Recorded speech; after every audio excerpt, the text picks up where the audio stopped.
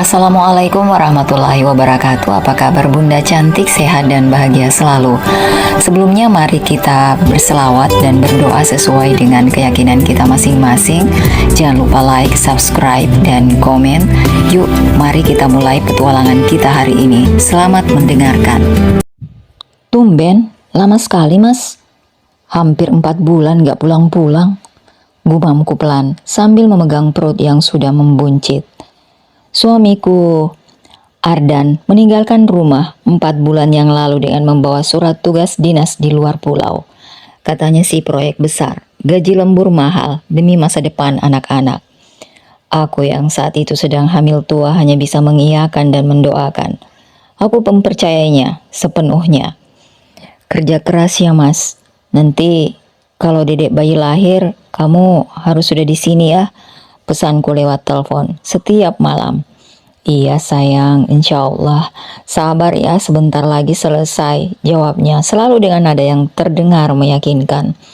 Tapi aku tidak tahu saat itu dia sedang membangun kebahagiaan di tempat lain, bersama wanita lain. Hingga suatu hari, tetangga yang baik hati memberiku kabar yang membuat jantungku serasa diremas. Bu Ayu, maaf ya kalau salah dengar.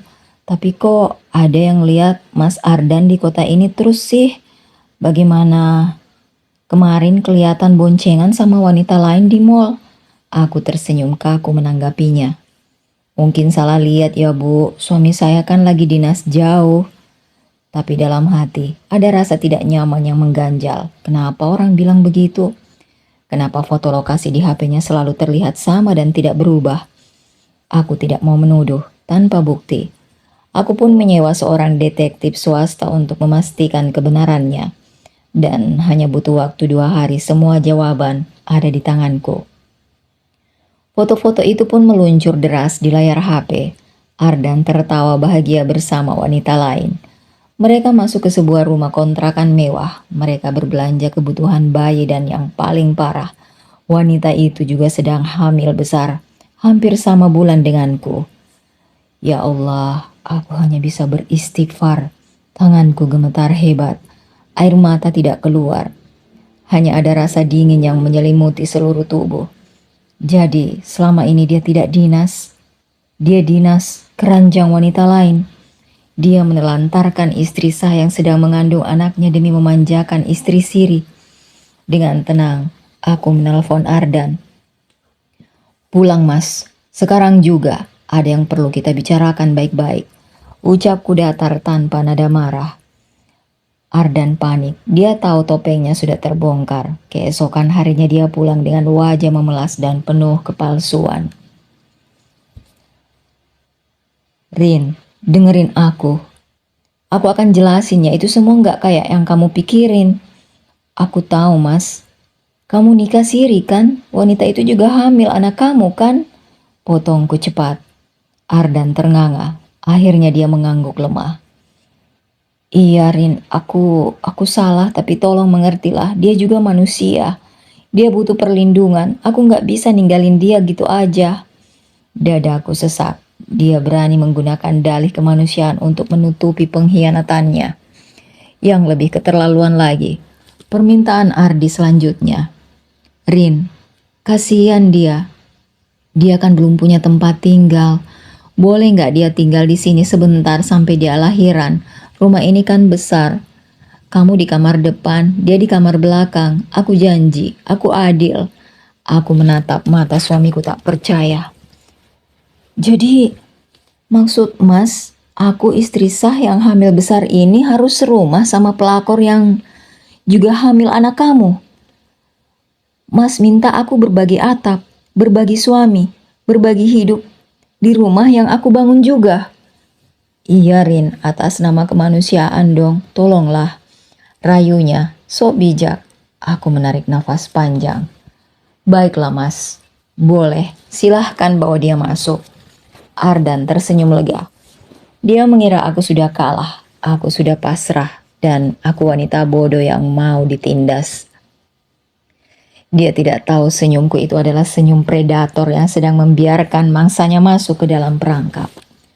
Beberapa hari kemudian, setelah wanita itu masuk ke rumahku, Dia berjalan angkuh, seolah-olah dialah yang pemenang. Ardan melayaninya seperti ratu, mengambilkan air minum, mengusap perutnya, membelikan makanan yang enak. Sedangkan aku cuma dianggap seperti pembantu. Rin, tolong buatin makan buat Sela dong, dia lagi ngidam. Rin, jangan berisik ya, Sela mau istirahat. Aku hanya diam, aku kerjakan apa yang dia minta. Aku masak, aku bersihin rumah, aku layani mereka berdua sebaik mungkin. Tapi mataku tajam mengamati setiap gerak-gerik mereka. Aku catat semua bukti. Aku rekam semua percakapan dan aku biarkan mereka merasa menang selagi aku menyusun strategi mematikan. Setiap kali aku mencoba bicara soal hakku atau kesedihanku, Ardan selalu memutarbalikkan fakta. Kamu itu jahat banget sih, Rin. Sela kan juga korban, dia nggak tahu aku sudah punya istri. Kamu harusnya jadi wanita yang mulia, mau berbagi, ikhlas. Ikhlas apanya, Mas? Aku dikhianati saat lagi hamil besar. Aku ditinggal sendirian. Itu namanya bukan berbagi, itu namanya aku disakiti. Ah, kamu emang materialistis dan dengki. Lihat deh Sela, dia lemah lembut. Nggak banyak menuntut kayak kamu. Dasar laki-laki buta mata hatinya. Wanita yang benar malah dipojokkan, wanita yang salah malah dibela mati-matian. Dan waktu terus berjalan. Perutku makin besar, perut Sela juga membesar. Suasana di rumah makin pengap. Tapi aku tetap tenang. Aku sibuk menemui pengacara, mengurus semua dokumen kepemilikan rumah dan mobil, serta mengumpulkan semua bukti perselingkuhan dan pernikahan sirinya. Sebentar lagi sayang, sebentar lagi bunda akan bebaskan kita dari neraka ini, bisikku sambil membelai perut. Aku tahu kapan waktu yang paling tepat untuk melakukan checkmate dan waktunya adalah saat anak mereka lahir ke dunia. Saat momen bahagia mereka sedang di puncaknya, disitulah aku akan hancurkan segalanya dengan elegan. Malam itu tiba juga. Suasana rumah mendadak heboh. Sela ketuban pecah dan akan melahirkan. Ardan panik luar biasa. Dia lari ke sana kemari membantu Sela, membawanya ke mobil dan bersiap ke rumah sakit. Dia bahkan tidak menengok ke arahku yang juga duduk di ruang tamu. Aku pergi dulu ya Rin, jaga rumah baik-baik, jangan ikut-ikutan. Bikin rusuh teriaknya sok berwibawa. Aku hanya mengangguk. Hati-hati ya mas, selamat menyambut buah hati tercinta. Dalam hati aku tertawa, silahkan nikmati kebahagiaanmu sebentar lagi mas. Karena sebentar lagi dunia kamu akan runtuh. Beberapa jam kemudian, di rumah sakit suasana haru menyelimuti ruangan. Anak laki-laki Sela lahir dengan selamat. Ardan menangis haru memeluk bayi itu dan memeluk Sela. Mereka terlihat seperti keluarga yang sangat harmonis dan bahagia. Terima kasih ya mas sudah sayang sama aku dan anak kita. Bisik Sela manja. Sama-sama sayang, kita akan bahagia selamanya. Rina juga sudah aku hadapi. Dia pasrah kok, jawab Ardan bangga. Tiba-tiba pintu kamar terbuka. Aku masuk dengan langkah tegap, baju rapi, wajah tenang memancarkan aura dingin yang mematikan. Di tanganku aku membawa sebuah amplop coklat tebal. Selamat ya mas, selamat ya Bu Sela, sapaku. Ardan dan Sela terlihat kaget tapi juga sombong. Kamu ngapain kesini, Rin? Ganggu orang bahagia aja? Bentak Ardan. Aku tidak marah, aku tidak berteriak, aku hanya meletakkan amplop coklat itu perlahan. Di atas meja samping ranjang pasien tepat di depan wajah mereka berdua. Apa ini? Baca sendiri, jawabku singkat. Dibukanya amplop itu. Wajah Ardan pucat, wajahnya berubah putih seperti mayat hidup. Tangannya gemetar, memegang kertas-kertas di dalamnya. Itu, suaranya tercekat. Itu surat gugatan cerai dan surat sita harta bersama. Betul mas. Rumah yang kamu tempati, mobil yang kamu kendarai, semuanya atas nama orang tuaku dan sebagian besar uang pembeliannya dari hasil jeripayahku sebelum menikah. Karena kamu berselingkuh dan melakukan pernikahan siri di belakang punggungku, maka secara hukum negara dan agama, kamu dianggap telah nuzus dan mencampakkan hakku. Aku melangkah maju selangkah, menatap matanya. Jadi mulai detik ini, kamu dan keluarga barumu itu tidak punya tempat tinggal. Apa? Kamu gila ya Rin? Itu rumah kita. Mau kami tinggal di mana? Jalan sana banyak, Mas. Atau di bawah jembatan juga bisa. Kan kamu bilang cinta sama dia. Cinta itu bisa bertahan di mana saja kan? Dan kamu, Sela. Aku menatap wanita itu. Kau pikir dapat suami orang itu menang? Kau pikir dapat harta dan kemewahan salah besar? Mulai hari ini, kau akan merasakan bagaimana rasanya hidup susah. Hidup di jalanan bersama laki-laki yang sudah tidak punya apa-apa lagi. Aku berbalik badan hendak keluar lalu menoleh sedikit. Oh iya Mas, terima kasih ya sudah buang istri yang setia dan baik hati. Sekarang nikmati saja harta dan cinta yang kau pilih itu. Selamat tinggal di jalanan. Pintu kamar tertutup rapat. Aku berjalan keluar, meninggalkan mereka berdua yang saling pandang dengan wajah ketakutan dan kepanikan yang luar biasa. Permainan sudah selesai dan aku memenangkannya tanpa perlu mengotori tangan. Di dalam kamar rawat inap itu suasana haru berubah menjadi neraka dalam sekejap. Ardan berdiri gemetar memegang surat-surat itu, tangannya dingin. Keringat dingin membasahi seluruh tubuh. Gak mungkin, ini gak mungkin. Rumah itu kan aku yang bangun juga, aku yang kerjain proyeknya. Bangun iya Mas, tapi modal dan sertifikat atas nama siapa? Tanya aku dingin dari ambang pintu. Atas nama orang tuaku dan atas namaku. Kamu cuma tukang bangunannya aja, bukan pemiliknya. Dan karena kamu selingkuh dan nikah siri, hak gonogini kamu hangus. Kamu nuzus, kamu zina, kamu curang. Hukum ada di pihakku. Belum sempat Ardan memprotes, pintu kamar kembali terbuka lebar. Kali ini datang orang tua dan keluarga besarnya. Mereka datang dengan wajah murka bukan main. Ardan, kau gila ya? Teriak ayahnya keras. Kau berani bohongi kami, kau berani sakiti Rina yang baik itu, dasar anak durhaka. Ternyata aku sudah menghubungi mereka sebelumnya dan menunjukkan semua bukti. Keluarga Ardan tahu betul siapa Rina yang sebenarnya, wanita kaya baik dan berasal dari keluarga terpandang. Sekarang mereka justru memelukku dan membela aku. Rina sayang, jangan khawatir, kami dukung kamu 100%. Biarkan laki-laki tidak tahu diri itu dapat pelajaran. Ardan terpojok, bahkan keluarganya sendiri membuangnya. Hari berikutnya, saat mereka pulang dari rumah sakit, membawa bayi yang baru lahir, mereka tidak menyangka apa yang menanti. Pagar rumah besar itu sudah terkunci rapat. Di pintu utama sudah terpasang surat peringatan resmi dari pengacaraku. Dilarang masuk, tanah dan bangunan ini adalah hakikat milik pribadi. Siapapun yang memasuki akan diproses secara hukum. Apa ini? Teriak Ardan panik. Dia mencoba membuka pintu, tapi kuncinya sudah diganti. Dia mengetuk-ketuk keras, berteriak memanggil nama aku tapi tidak ada jawaban. Aku sudah pindah ke rumah orang tuaku yang jauh lebih mewah dan aman. Awalnya mereka menginap di hotel murah, tapi uang Ardan menipis cepat karena biaya rawat inap dan kebutuhan bayi. Pekerjaannya juga hilang karena skandal ini diketahui kantor. Siapa mau mempekerjakan laki-laki yang tega menelantarkan istri sah hamil besar? Akhirnya apa yang aku katakan terjadi. Mereka benar-benar hidup di jalanan. Di bawah jembatan layang, di teras minimarket, atau di pos kambling kosong. Ardan yang dulu suka tampil rapi dan gagah sekarang berubah jadi kumal, bau dan lusuh. Sela yang dulu sombong sekarang harus menggendong bayi sambil mengemis atau meminta sedekah. Awalnya mereka masih saling mencinta, tapi saat perut lapar dan tempat tidur tidak ada, sifat asli mereka keluar. Kau kan bilang, Rina itu bodoh dan pasrah. Kenapa jadi begini? Kenapa kita diusir? Teriak Sela sambil menggendong bayinya yang rewel. Aku juga nggak tahu, dia licik, dia curang, bantah Ardan. Curang apanya? Itu hak dia, karena kau yang selingkuh duluan, dasar laki-laki tidak berguna. Aku ikut kau karena kita dapat harta, malah dapat sengsara. Berani kau menyalahkanku. Kalau kau tidak menggoda aku dulu, gak bakal jadi begini. Pertengkaran demi pertengkaran terjadi setiap malam. Cinta mereka hancur digantikan kebencian dan kelaparan.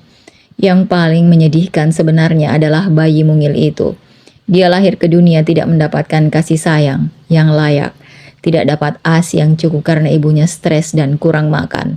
Tidur di alas kardus tipis di tengah udara malam yang dingin. Orang lewat kadang memberi makan tapi itu tidak cukup. Bayi itu sering menangis karena kedinginan dan lapar. Dan setiap tangis itu bagaikan cambuk bagi Ardan yang menyadari bahwa dialah penyebab semua penderitaan ini. Dan suatu siang yang panas terik, takdir mempertemukan kami kembali di sebuah lampu merah. Aku duduk di dalam mobil mewah yang nyaman, AC dingin, perutku yang sudah melahirkan kini terlihat langsing kembali. Di sebelah kanan mobilku terlihat sosok yang sangat kukenal tapi sangat asing, Ardan. Dia sedang menarik gerobak sampah. Wajahnya hitam terbakar matahari, badannya kurus kering, bajunya compang-camping. Dan tidak jauh dari situ Sela duduk di trotoar sambil memangku bayi. Wajahnya kusam. Mata Ardan bertemu dengan mataku lewat kaca mobil. Dia tertegun. Gerobaknya berhenti. Wajahnya penuh rasa malu yang luar biasa. Dia ingin menunduk, tapi matanya tidak bisa lepas melihat aku yang sekarang bersinar. Dia melihat cincin yang sudah tidak ada di jariku. Dia tahu aku sudah resmi menceraikannya. Aku hanya menatapnya tenang, tidak ada rasa benci, tidak ada rasa kasihan. Ini bukan hukuman dariku, Mas. Ini akibat dari pilihanmu sendiri. Saat lampu hijau menyala, Ardan nekat lari mendekati jendela mobilku yang terbuka. Rin, teriaknya. Aku sakit. Kita kelaparan, bayinya sakit. Maafkan aku. Aku janji, aku akan berubah. Boleh kita balik lagi? Aku menatapnya datar. Maaf, sudah aku terima secara pribadi, tapi hidup kita sudah beda. Kau pilih dia kan? Kau bilang dia lebih baik, lebih pengertian. Nah, sekarang nikmati saja pilihanmu itu. Tapi kita bisa mati kalau gini terus, Rin. Tangisnya pecah. Manusia bisa mati di mana saja, Mas. Bahkan di rumah mewah pun bisa mati. Yang penting niat dan perbuatannya. Silahkan, jalan masih panjang. Kamu masih kuat, Mas. Sela juga masih kuat. Dia bisa kerja kok, nggak perlu kalian meminta-minta dan menarik gerobak seperti itu. Aku menoleh ke Sela. Gimana Sela? Enak hidup di jalanan? Lebih enak kan daripada hidup serumah sama aku yang jahat ini? Sela hanya bisa menangis. Maaf, kami salah. Tolong, maafkan kami. Aku kemudian mengambil selembar uang merah dari dompetku lalu aku ulurkan. Mereka berdua tersenyum lega dan langsung menyambar. Tapi tetap saat tangan mereka mau menyentuhnya, aku menjatuhkan uang itu ke genangan air kotor di aspal. Ambillah, itu bayaran buat kalian yang sudah mau jadi tontonan umum. Aku tersenyum manis. Beberapa bulan berlalu, kabar tentang mereka makin menyedihkan. Ardi tinggal sendirian. Dan Sela tidak kuat hidup susah. Dia akhirnya meninggalkan Ardan dan membawa anaknya pulang ke kampung halamannya dengan membawa aib. Topengnya sudah jatuh, kebenaran sudah terbuka. Di sisi lain, hidupku berjalan dengan tenang. Aku melahirkan anakku dengan selamat dan sehat. Aku fokus mengurus bisnis dan anakku. Setiap hari rumah penuh dengan tawa dan keberkahan. Aku sadar, Tuhan mengambil yang buruk dariku untuk menggantikannya dengan yang jauh lebih baik. Aku menatap bintang di langit malam itu. Lihat nak, Bunda tidak pernah berteriak. Tidak perlu berteriak untuk memukul, untuk menang. Bunda hanya perlu tenang, pakai akal sehat, dan biarkan hukum yang bekerja. Jangan pernah meremehkan diam seorang istri karena di balik diam itu ada otak yang berpikir cepat dan hati yang siap mengambil keputusan yang paling mematikan. Mereka mungkin menang sekarang, tapi aku memenangkan pertandingan hidup ini. Setelah resmi bercerai dan memastikan Ardan serta Sela mendapatkan balasan setimpal, aku tidak berhenti di situ. Aku fokus, tidak ada waktu untuk bersedih, untuk membenci. Rumah yang dulu menjadi saksi pengkhianatan kini aku renovasi total, menjadi tempat yang jauh lebih indah dan nyaman. Rumah ini sekarang milikku dan anakku, tidak ada lagi tempat untuk orang-orang yang tidak menghargai. Bisnis yang aku jalankan berkembang, berkat kerja keras. Dari yang tadinya hanya usaha kecil sekarang sudah menjadi perusahaan besar dengan banyak cabang. Aku mempekerjakan banyak orang, membantu ekonomi keluarga. Penampilan pun berubah, dulu terlihat sederhana dan sering menyembunyikan diri. Sekarang aku tampil lebih percaya diri. Bu Rina, kami salut sama ibu, bisa sekuat ini meski sendirian membesarkan anak. Aku hanya tersenyum. Semua karena doa dan dukungan keluarga, Pak. Wanita itu kuat kalau sudah bertekad. Yang paling mahal harganya adalah kedamaian yang aku rasakan sekarang. Aku sadar bahwa ditinggalkan oleh orang yang salah adalah anugerah terhinda dari Tuhan. Kalau Ardan tidak pergi dan tidak berkhianat, mungkin aku tidak akan pernah tahu seberapa besar kekuatan dan seberapa jauh aku bisa terbang.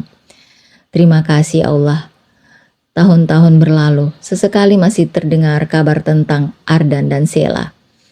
Kabarnya, Sela tidak kuat menanggung malu dan hidup susah. Dia mencoba menikah lagi tapi tidak bertahan lama. Dan kini hidup serba pas-pasan di kampung halamannya dengan membawa rasa malu yang tak terhapuskan. Sedangkan Ardan, dia benar-benar jatuh ke titik yang paling bawah. Dia tidak bisa mendapatkan pekerjaan layak karena nama baiknya sudah hancur. Dia sering terlihat mengemis di lampu merah. Topeng kesaktian dan kejantanannya sudah runtuh tak bersisa.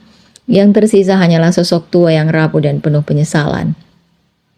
Suatu hari di sebuah perempatan jalan aku melihat sosoknya sangat kurus dan lusuh, sedang membersihkan kaca mobil orang dengan lap kotor. Dia melihatku, matanya menatap ke dalam. Dia melihat aku yang duduk, melihat anakku yang sehat, ganteng dan berpakaian, bermain di kursi belakang. Wajah Ardan pucat, tangannya gemetar. Ardan memberanikan diri mendekat. Rin, suaranya parau. Anak itu sehat dan besar sekali ya. Alhamdulillah mas, dia tumbuh dengan kasih sayang yang cukup. Makanan yang bergizi dan lingkungan yang bersih. Beda sama yang lain. Ardan menunduk, air matanya jatuh. Aku jahat ya Rin. Aku durhaka, aku bodoh sekali. Aku kehilangan permata paling berharga di dunia ini karena mata hatiku buta. Aku minta maaf. Tolong doakan aku ya Rin. Aku sengsara sekali. Aku tersenyum tipis. Maaf sudah lama aku ikhlaskan mas. Aku tidak punya dendam lagi karena membenci orang yang sudah hancur itu hanya buang-buang energi. Tapi ingat ini bukan sial atau nasib buruk. Ini adalah hukum sebab akibat. Kau menanam pengkhianatan, kau menuai kehancuran, kau memilih jalan. Kau harus berjalan dalam gelap. Kau pikir kau bisa mainkan aku semau sendiri. Kau pikir istri saya itu bisa diinjak-injak. Salah besar, wanita itu seperti karet, bisa ditarik tapi kalau sudah melampaui batas dia akan memantul balik dan bisa membuatmu pingsan. Lepas dari itu semua, kau dan Sela menang saat bisa membohongi aku, menang saat bisa tinggal di rumahku, menang saat bisa pakai mobilku. Tapi sekarang, aku yang memenangkan segalanya. Aku punya anak yang utuh, aku punya harta, aku punya nama baik, dan aku punya masa depan yang cerah. Sedangkan kau cuma punya ketenangan pahit dan penyesalan yang akan kau bawa sampai mati. Itulah checkmate yang paling menyakitkan. Lampu hijau menyala. Selamat tinggal Mas Ardan, jangan ganggu hidup kami lagi. Kendaraan pun melaju meninggalkan yang berdiri terpaku di bawah terik matahari. Di kursi belakang anakku bertanya, Bunda, tadi itu siapa kok kayaknya sedih banget? Itu orang yang pernah berbuat salah sayang, tapi Bunda sudah maafin kok. Sekarang kita cari makan ya. Pelajaran pertama yang bisa diambil, jangan pernah meremehkan diamnya seorang istri. Saat dia diam bukan berarti dia bodoh dan tidak tahu apa-apa. Justru saat itulah otaknya bekerja cepat menyusun strategi mengumpulkan bukti.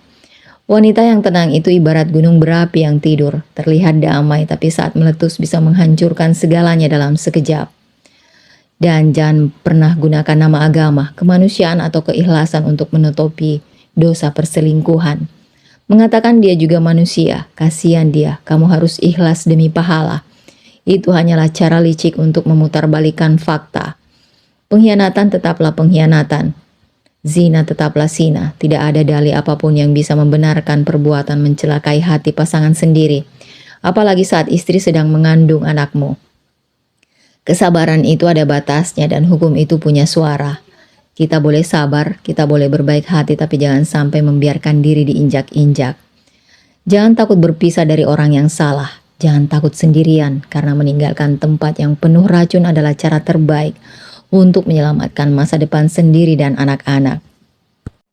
Hikmah di balik kisah ini adalah menangis boleh, tapi jangan biarkan air mata mencegah kamu berpikir jernih. Harta bersama sama dengan ada bagian istri yang tidak boleh dibawa lari. Nikah siri tanpa izin tidak bisa merampas hak anak dan istri yang pertama. Kekuatan wanita bukan diteriakkan, tapi dari ketenangan yang berpikir jauh ke depan. Anak yang belum lahir adalah Allah sendiri yang menjaganya melalui hatinya seorang ibu. Allah tidak tidur, harta yang dikumpulkan dengan kebohongan tidak akan berkah.